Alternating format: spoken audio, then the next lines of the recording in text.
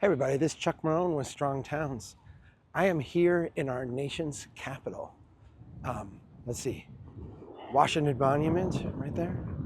There you go. This is my favorite U.S. city, actually, from a design standpoint in particular. It's just a gorgeous place. We'll talk about that later. But I gotta say, there's a lot of you who, not so much recently, but like years and years ago, Chuck, you got to get to DC. You got to talk to people. You got to convince them. Uh, it's just not how we roll. It's not what I do. I don't really, I don't have this like desire to be in the room where it happens, the center of power. It's kind of the opposite of what Strong Towns is all about. That being said, it's very interesting because there are some people here in the Capitol in positions of power that are very interested in strong towns. And this is not a new thing, it's been going on a while, but the numbers are growing. I had a couple conversations this morning with people, one on the House side, one on the Senate side. And one of the topics we talked about was, I'm gonna call it, for lack of a better term, devolution. I think that's the wrong term, and I'm trying to find a nice way to describe it. But it's the idea of, all right, from a transportation standpoint, we built the interstates. They're done. We built it. We did it. We set out, we set a plan in the 1930s. We executed on it in the 50s and 60s. By the end of the 1960s, the interstate is done, like 98% done. And the last little bit will never be built. Now we have 50 additional years of this big fund of money being thrown at increasingly bad transportation projects that never should have happened. And if they did happen, they're really state concerns, not federal concerns. Adding that fifth and sixth lane to that interstate, I'm sorry, but that's for local commuting. That has nothing to do with national infrastructure priorities. So the idea is, let's just wind down the interstate system.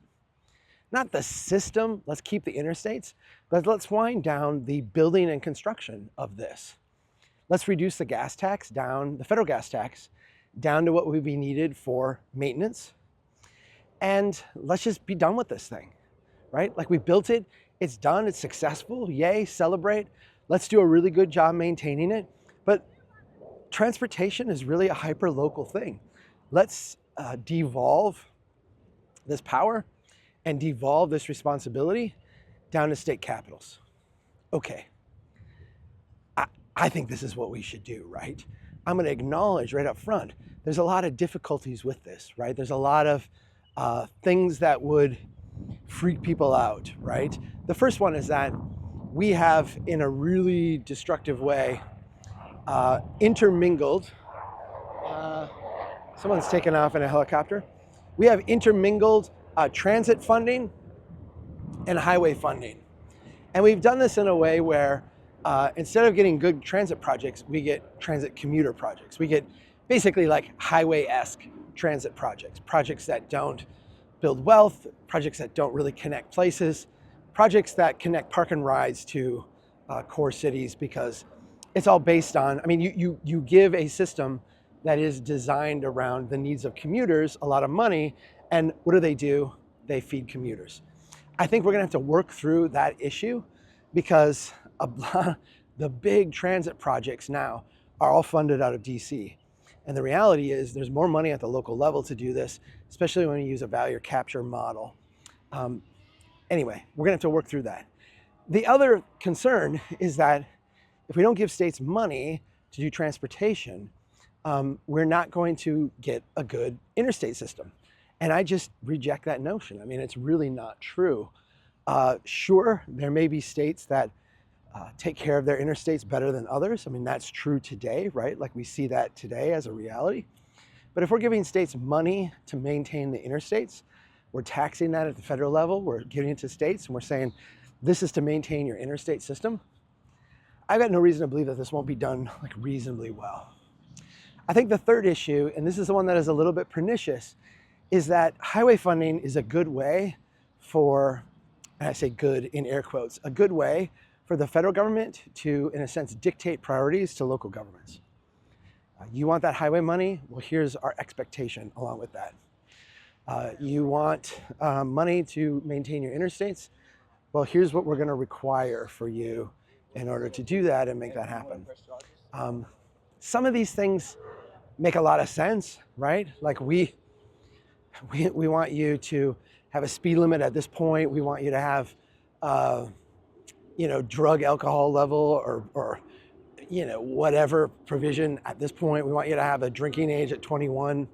You may or may not like any of those provisions, but basically like those come about because of federal law, right? Like federal will give you the gas tax money back, but here's what we want you to do to qualify for that, and we'll penalize you if you don't. I personally don't like these strings, and I don't think this is the right mechanism to institute these kind of often cultural policies. I think that, yes, you are going to get different policies in California than you get in Minnesota, different policies in Texas than you get in New York. We may like that, we may not like that. I would rather have that debate at the state level and not have this big negative pole of power around the US DOT funding things that are really nobody's priority. I'd rather get rid of that and have to have that cultural conversation at the state level than keep it and be able to, I don't know, every now and then force somebody to do something they're unwilling to do. These are the three big objections to this idea of devolving power down to the states, of ending the interstate program. I think we can overcome them. I think there's a growing group of people within the federal government that are ready to talk about this and think about it. It's very strong towns, and it's time we have this conversation.